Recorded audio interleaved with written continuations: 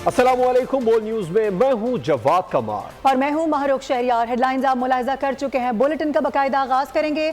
सबसे पहले आपको ये खबर देंगे कि शंघाई ताउन तंजीम का 23वां सरबराही इजलास जिना कन्वेंशन सेंटर इस्लामाबाद में इस वक्त जारी है, जहां पर गैर मुल्की मंदूबीन की बड़ी तादाद मौजूद है। कॉन्फ्रेंस के आगाज पर वजीर आजम पाकिस्तान मोहम्मद शहबाज शरीफ ने इफ्तिताही तकरीब से खिताब किया। वजीर आजम का कहना था कि अफगानिस्तान खित्ते का अहम मुल्क है, अफगान सरजमीन का दहशत गर्दी के लिए इस्तेमाल रोकना होगा। इजलास के आगाज से कबल रिवायती अंदाज में मंदूबीन का ग्रुप फोटो भी लिया गया। तारीखी दिन आ गया, पाकिस्तान दुनिया भर में मरकज़े निगाह बन गया। इस्लामाबाद में SCO समिट का बाज़ाब्ता आगाज, गैर मुल्की मंदूबीन की बड़ी तादाद में शिरकत। वजीर आजम ने जिना कन्वेंशन आने वाले मंदूबीन का खुद इस्तकबाल किया। वजीर आजम ने मेहमानों से मुसाफा भी किया। समिट के आगाज से कबल तमाम मंदूबीन का ग्रुप फोटो भी लिया गया। चीन, ताजिकिस्तान, काज़ाकिस्तान, रूस, बेलारूस, उज़्बेकिस्तान और मंगोलिया के वज़ीर आज़म भी कॉन्फ्रेंस का हिस्सा हैं। SCO सेक्रेटरी जनरल की आमद पर वजीर आजम शहबाज शरीफ ने जांग मिंग का इस्तकबाल किया। ईरानी वजीर, भारतीय वजीर खारजा और तुर्कमानिस्तान काबीना के डिप्टी चेयरमैन कॉन्फ्रेंस में शरीक हैं। SCO समिट के 23वें इजलास में मईशत, माहौलियात, समाजी रवाबित पर तबादला ख्याल किया जाएगा। और नाजरीन, शंघाई ताउन तंजीम इजलास रुकन ममालिक के साथ इलाकाई रवाबित बढ़ाने और ताउन को इंतहाई अहमियत देता है। वजीर आजम का इस्लामाबाद में शंघाई ताउन तंजीम के 23वें इजलास से इफ्तिताही खिताब। कहा गया कि SCO ममालिक दुनिया की आबादी का 40% है। पायदार तरक्की के लिए इलाकाई रवाबित का फ़रोग ज़रूरी होता है। हमें अपने लोगों को बेहतर मयार ज़िंदगी और सहूलतें फराहम करनी होंगी। माशी तरक्की, इस्तेहकाम और खुशहाली के लिए मिलकर आगे बढ़ना होगा।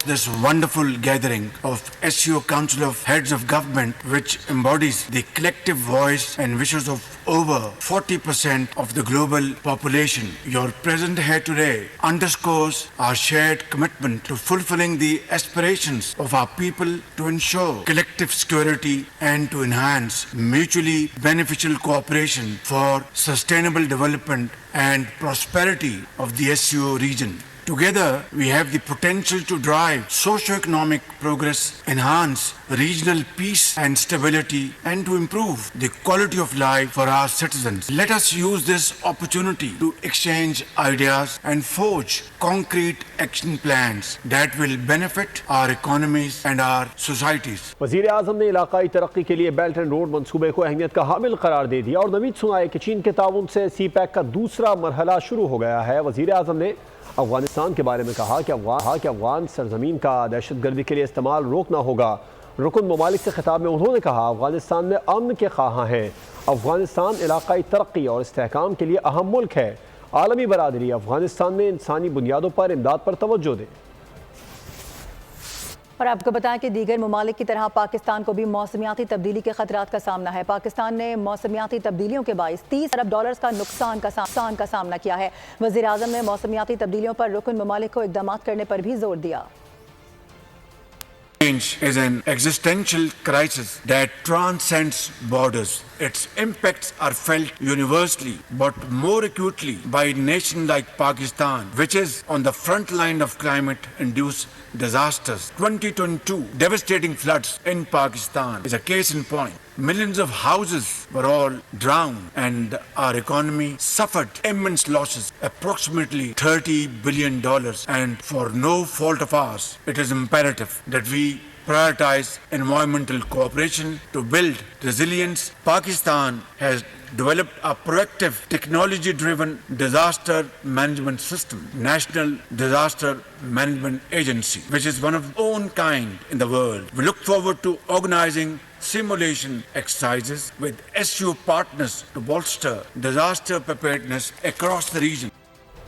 कन्वेंशन सेंटर इस्लामाबाद में सरबराहान मुमलिकत की आमद का सिलसिला जारी है। वजीर आजम शहबाज शरीफ ने खुद मेहमानों का पुरतपाक इस्तकबाल किया। इस वक्त वहाँ पर सूरत हाल क्या है, मजीद क्या कुछ होने जा रहा है, हमारे नुमाइंदगान हमारा साथ देंगे, बात करेंगे। फहद चौधरी हमारे साथ होंगे, इसके अलावा हमारे साथ होंगे सलमान अवान। फहद, सबसे पहले आपकी जानिब आना चाहेंगे, बताइएगा इस वक्त आप माहौल किस तरह का देख रहे हैं और क्या आप बता सकते हैं वहाँ पर जो इस वक्त सरबराही इजलास जारी है कहाँ तक पहुँचा है, कौन कौन खिताब कर चुका है, आगे आने वाले वक्त में क्या होने वाला है?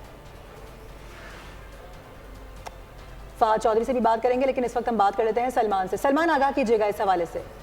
और इस वक्त मैं मौजूद हूँ पाक चाइना फ्रेंडशिप सेंटर में, जहाँ पर मीडिया फैसिलिटेशन सेंटर कायम किया गया है। और आपने देखा आपसे कुछ देर पहले वफाकी वज़ीर अतात तारड़ ने यहाँ पर मीडिया से गुफ्तगू की और इस वक्त वो यहाँ पर मौजूद हैं, इंतज़ामात का जायज़ा ले रहे हैं और मीडिया के साथ वक्तन पर वक्तन वो गुफ्तगू भी कर रहे हैं। कॉन्फ्रेंस की प्रोसीडिंग्स जो हैं वो बड़ी स्मूथली आगे बढ़ी हैं। प्राइम मिनिस्टर ऑफ पाकिस्तान की जो ओपनिंग स्टेटमेंट थी उससे आगाज़ हुआ, उसके बाद आपने देखा कि जो शरीक ममालिक हैं उनके वज़राए आज़म ने, सब वफूद के सरबराहान ने खिताब किया और उसके अंदर इंडियन जो वज़ीर हैं बराए एक्सटर्नल अफेयर्स जयशंकर वो पाकिस्तान में मौजूद हैं। उन्होंने अपने मुल्क की नुमाइंदगी की और यहाँ पर उन्होंने खिताब किया। यहाँ पर मैं मेंशन करूँगा उनके खिताब का, जिसमें उन्होंने एक तरह से मैं ये समझता हूँ कि SCO की जो फोरम है उसकी नॉर्म्स की खिलाफ वर्जी की। उन्होंने बायलैटरल इशूज़ को रेज़ करने की कोशिश की। उन्होंने पाकिस्तान का नाम तो नहीं लिया लेकिन नाम नहाज सो कॉल्ड बॉर्डर टेररिज्म की बात की। उनका कहना था कि ऐसी चीज़ों की मौजूदगी के अंदर जो रवाबित हैं, ताल्लुकात हैं, वो नॉर्मल नहीं हो सकते, वो फ़रोग नहीं पा सकते।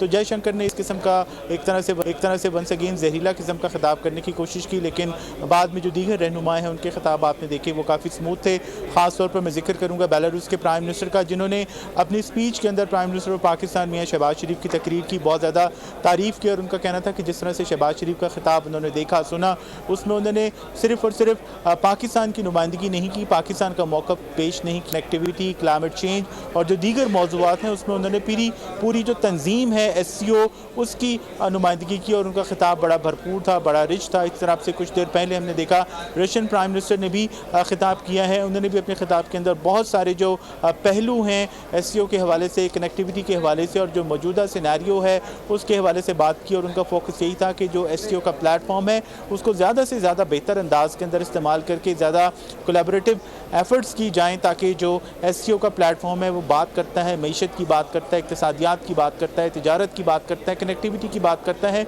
इन तमाम इशूज़ के ऊपर जो है तमाम के तमाम SCO ममालिक जो हैं वो एक इज्तिमाई सोच के साथ आगे बढ़ें और SCO को मुस्तक़बिल के अंदर मज़ीद बेहतर अंदाज के अंदर एक प्लेटफॉर्म के तौर पर, एक रीजनल प्लेटफॉर्म के तौर पर, एक ट्रेड प्लेटफॉर्म के तौर पर इस्तेमाल किया जा सके। जी ठीक। भारतीय वज़ीर ख़ारजा ने आपने बताया इंतहा पसंदी और झूठ पर मबनी भाषण तो झाड़ा, लेकिन साथ साथ उन्होंने अलहदगी की भी बात की और दहशतगर्दी की भी बात की। कुछ तामीरी बात उन्होंने नहीं की है इस SCO कॉन्फ्रेंस के हवाले से, ज़रा बताइएगा। जी बिल्कुल, अगर उन्होंने तामीरी बात की भी हो तो जिस किस्म की उन्होंने टोन रखी, जिस किस्म की उन्होंने कुछ कलमात कहे, वो बहुत सारे कलमात जो हैं वो शायद आने वाले वक्तों के अंदर इस तमाम चीज़ को, उनकी पूरी की पूरी स्पीच को ओवरशैडो करें। उन्होंने कहा कि जब बॉर्डर्स के ऊपर एक्सट्रीमिज़म हो, जब बॉर्डर के ऊपर टेररिज्म हो, जब बॉर्डर के ऊपर सेपरेटिज़म की सोच हो, तो जो ट्रेड है जिसकी SCO बात करता है, जो इकॉनमी है जिसकी SCO बात करता है, जो टूरिज़म है SCO बात करता है, तो इन तमाम तर चीज़ों को फ़रोग़ नहीं दिया जा सकता, फ़रोग़ नहीं मिल सकता। नो डाउट उनके खिताब में कुछ अच्छी बातें भी होंगी जो कि SCO के प्लेटफॉर्म से मुनासिब हैं, SCO के प्लेटफॉर्म पे होनी चाहिए, लेकिन जो उन्होंने कुछ पॉइंट्स जो है स्कोर करने की कोशिश की अपने होम ऑडियंस के लिए, डेफिनेटली वो बिल्कुल भी अच्छे नहीं थे और वो काफ़ी ज़्यादा मुझे तो बदमज़ा महसूस हुए कि ये प्लेटफॉर्म अच्छा, नहीं था। सलमान हमारे साथ मौजूद है, सलमान हमारे साथ मौजूद रहेगा, इस हवाले से आपसे मजीद भी बात करेंगे। फहद भी हमारे साथ ही मौजूद होंगे, लेकिन इस अहम मामले पर, इस इशू पर जरा बात कर लेते हैं। ब्रिगेडियर रिटायर्ड हारिस नवाज साहब हमें ज्वाइन कर चुके हैं। हारिस साहब, बहुत शुक्रिया वक्त देने के लिए।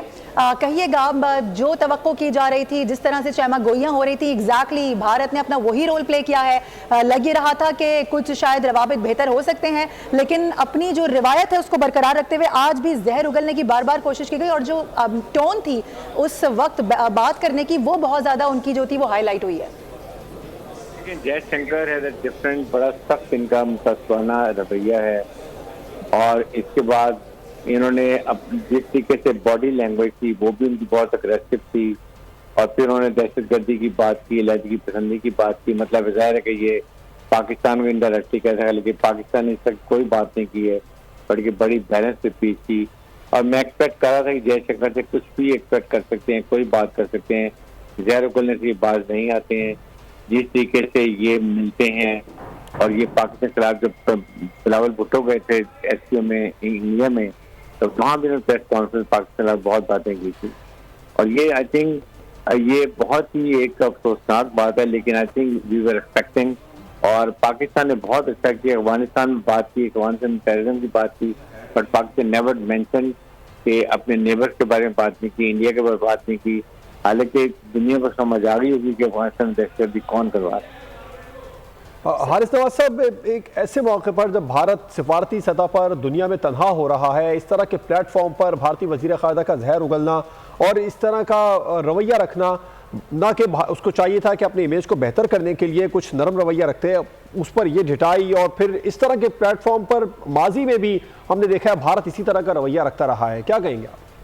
बिल्कुल इसका नेगेटिव देखें, आई वुड से एससीओ के अंदर ये इंडिया की इंक्लूजन मीन्स के it is India is spoiler. India के होते हुए ना यहाँ पर इकोनॉमिक तरक्की हो सकती है, क्योंकि कनेक्टिविटी करने के लिए अफगानिस्तान में अमन की जरूरत है। और अफगानिस्तान में हमें पता है कि ये इंडिया क्या कुछ वहाँ पर रोल अदा कर रहे हैं। उनकी एम्बेसी जो है वहाँ पर BLA, BLF, मजीद ब्रिगेड, CPP, दाइश, सबकी वहाँ पर मीटिंग होती है, कॉन्फ्रेंस होती है और वहाँ प्लानिंग की जाती है कि बलूचिस्तान में KPK में किस तरीके से दहशतगर्दी की जाए, वहाँ के हालात खराब किए जाएँ, चाइनीज के ऊपर अटैक किया जाए ताकि किसी तरीके से CPEC मनसूबा कामयाब ना हो, गवर्नर पोर्ट ऑपरेशनलाइज ना हो और पाकिस्तान इकोनॉमिक तरक्की ना करे।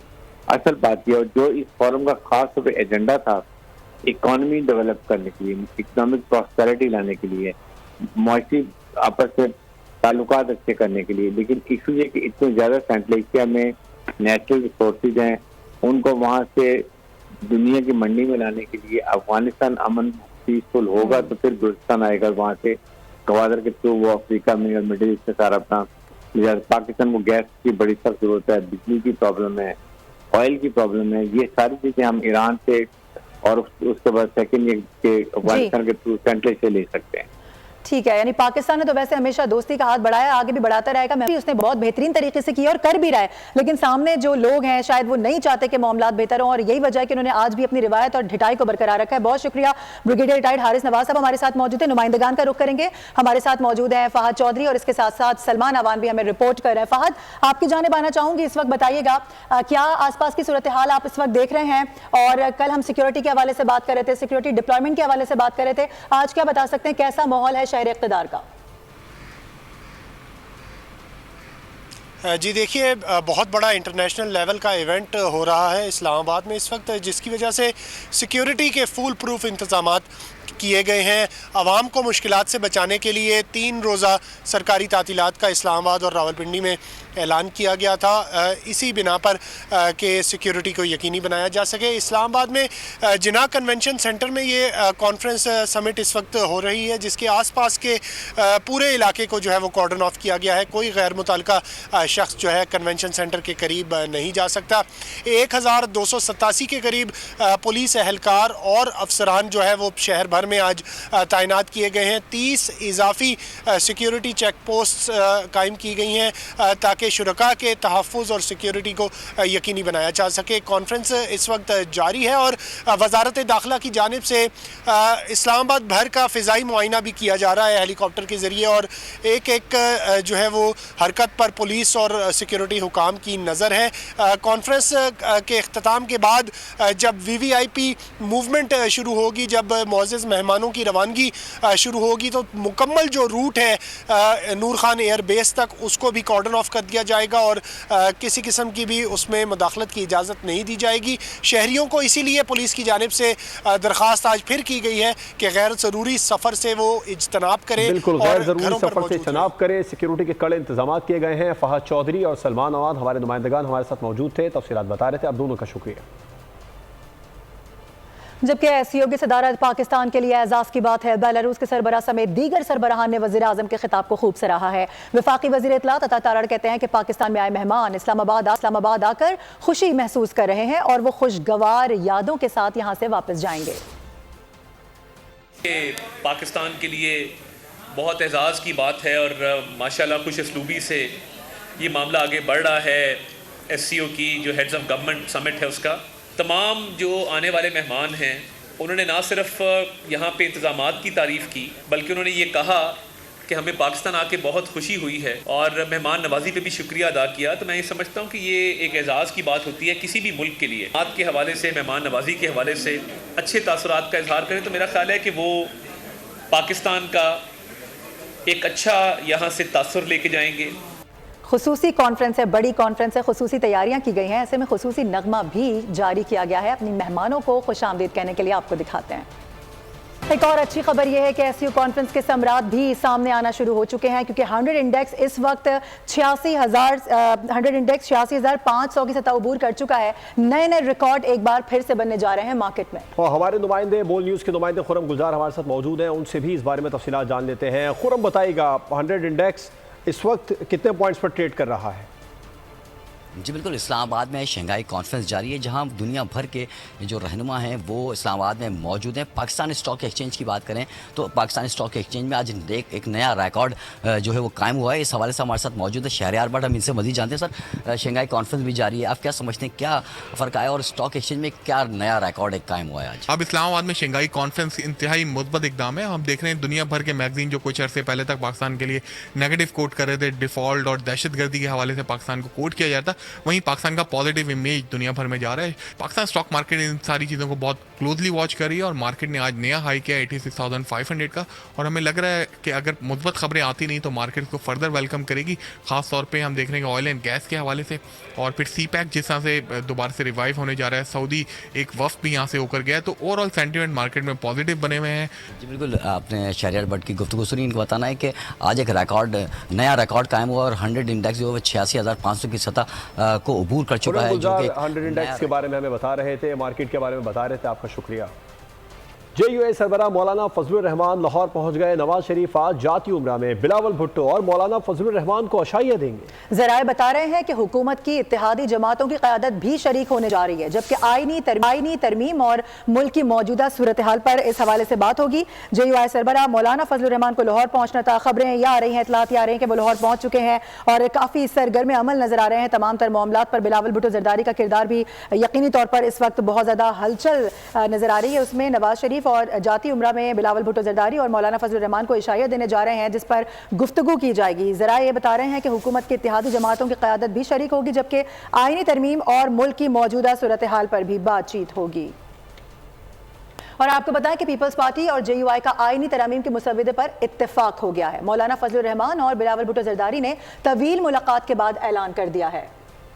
मौलाना मान गए, पीपल्स पार्टी और JUI का आईनी तरमीम के मुसव्वदे पर इत्तेफाक हो गया। मौलाना फजलुर रहमान और बिलावल भुट्टो जरदारी ने तवील मुलाकात के बाद ऐलान किया। सरबराह JUI ने कहा, जिस मुसव्वदे को मुस्तरद किया वो आज भी कबूल नहीं। हमारी तजवीज़ पर इत्तेफाक राय होता है तो 100 बिस्मिल्लाह। इस बिल में इस तरह का इत्तेफाक राय पैदा किया जाए कि उसे एक मुत्तफ़क़ा आईनी तरमीम समझा जाए। इत्तेफाक राय तक पहुँचने में बिलावल साहब का बहुत बड़ा किरदार है। बिलावल भुट्टो का कहना था कि कोशिश होगी नून लीग के साथ भी इस पर इत्तेफाक हो जाए। उम्मीद है हमारा मुसव्वदा इत्तेफाक राय से ऐवान में मंजूर कर लिया जाए। हमारा कोशिश ये होगा कि जो पाकिस्तान पीपल्स पार्टी और JUI का कंसेंसस बना है, वो कंसेंसस मुस्लिम लीग नवाज के कंसेंसस हमारे उस कंसेंसस में तब्दील हो जाएगा। मुजव्वज़ा 26वीं आईनी तरमीम पेश करने के लिए वफाकी काबीना, कौमी असम्बली और सेनेट के इजलास 17 अक्टूबर को तलब कर लिए गए हैं। तहरीक इंसाफ ने पार्लिमानी खुसूसी कमेटी के इजलास में शिरकत से इनकार कर दिया है। नून लीग ने बैरून मुल्क मौजूद अरकान को 17 अक्टूबर तक वतन पहुंचने की हिदायत कर दी है। सब्सक्राइब करें और बेल दबाएं ताकि कोई खबर रह न जाए।